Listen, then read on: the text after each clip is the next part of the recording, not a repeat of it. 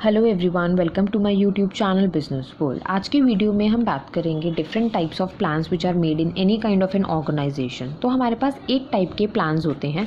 सबसे पहला ऑब्जेक्टिव है, फिर स्ट्रैटेजी है, फिर पॉलिसीज़ हैं, प्रोसीजर्स हैं, मेथड्स हैं, रूल्स हैं, प्रोग्राम्स हैं एंड बजट हैं।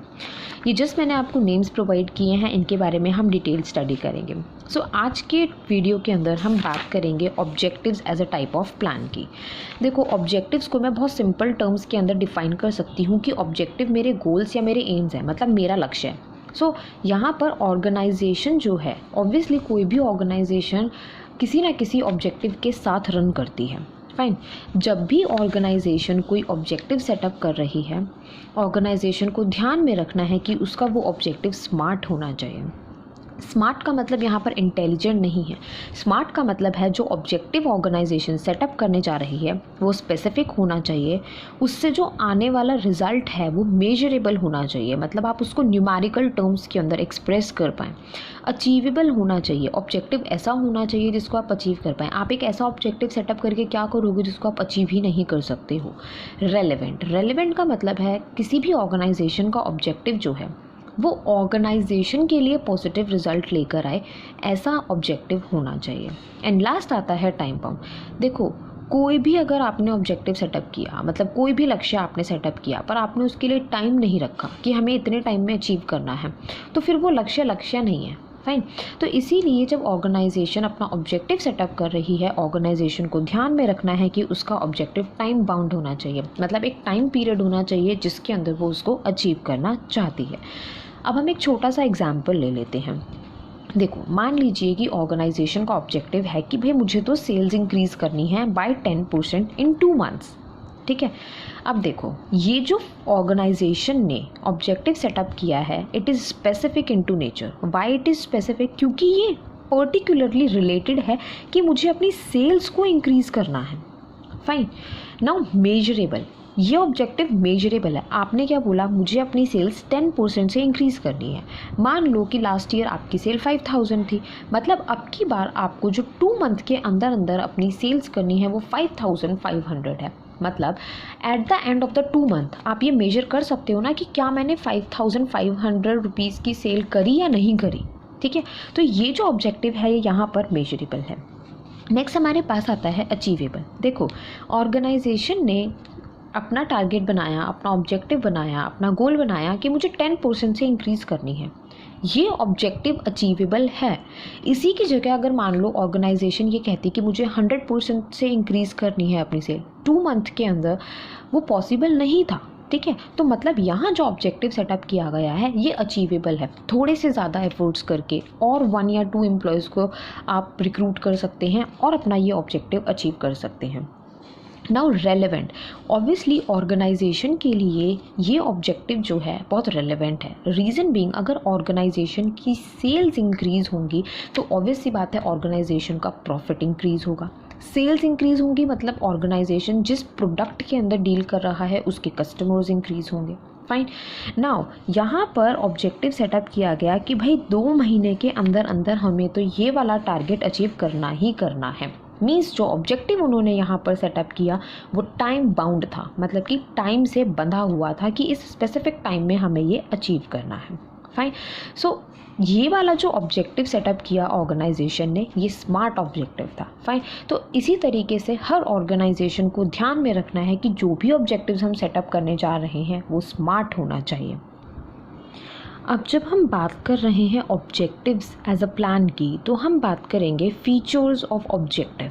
फाइन, देखो, सबसे पहला फीचर आता है बेसिस फॉर प्लानिंग। हमें पता है कि जो प्लानिंग है वो बहुत इम्पॉर्टेंट है किसी भी ऑर्गेनाइजेशन के लिए।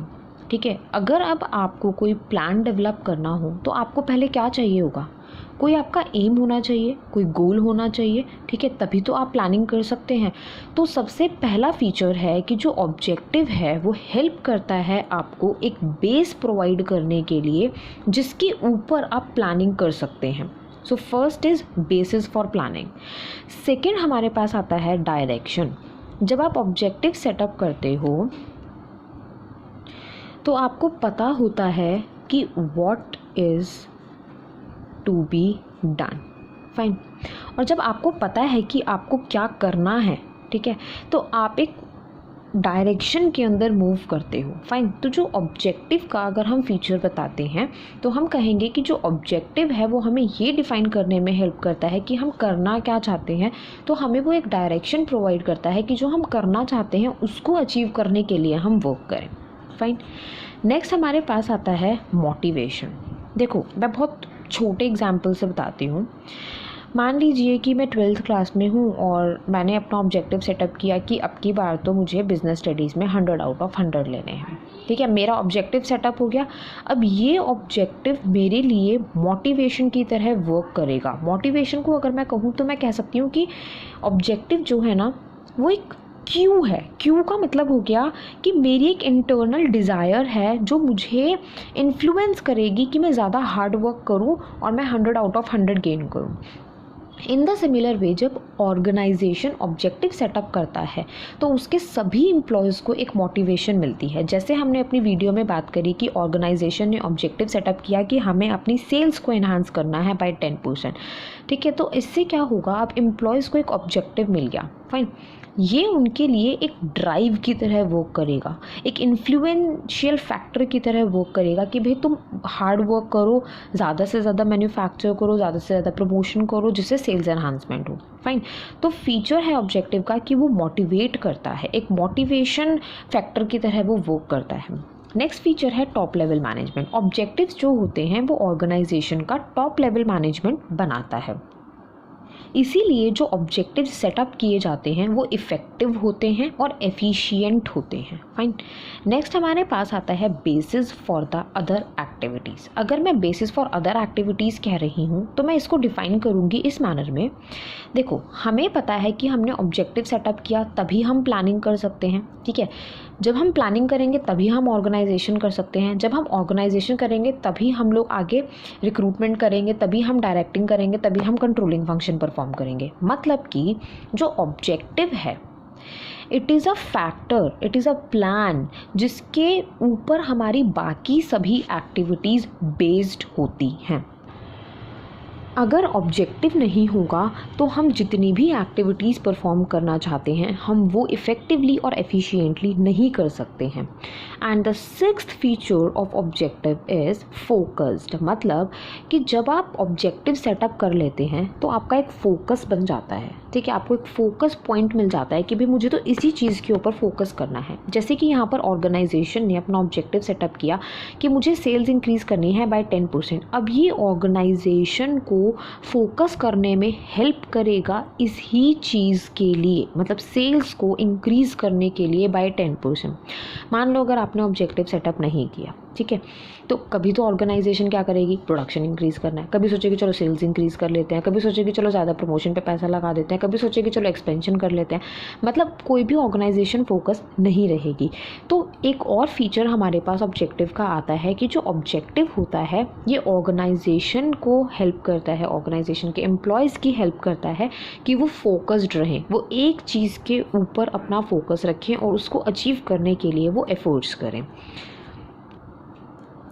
So guys, today we have discussed about the very first type of the plan which is objective.